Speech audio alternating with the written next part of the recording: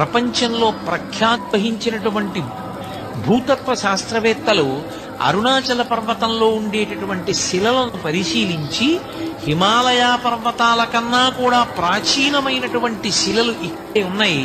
అసలు ఈ భూమండలము ఏర్పడేటప్పుడు అగ్నితప్తమైనటువంటి శిలలతో చల్లారిన కొండ ఈ కొండయే అని నిర్ధారణ చేయబడినటువంటి క్షేత్రం.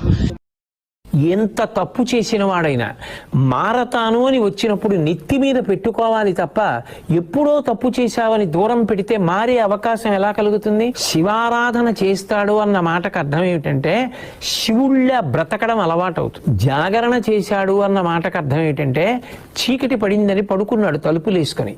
ఆ రోజు పడుకోలేదు, మెలకువగా ఉన్నాడు. ఆ చీకటిని గెలవడానికి కారణాలు వెతికాడు. నన్ను అజ్ఞానపు చీకటిలోకి తోసేస్తున్న అరిషడ్వర్గములను నేను ఎలా గెలవాలి?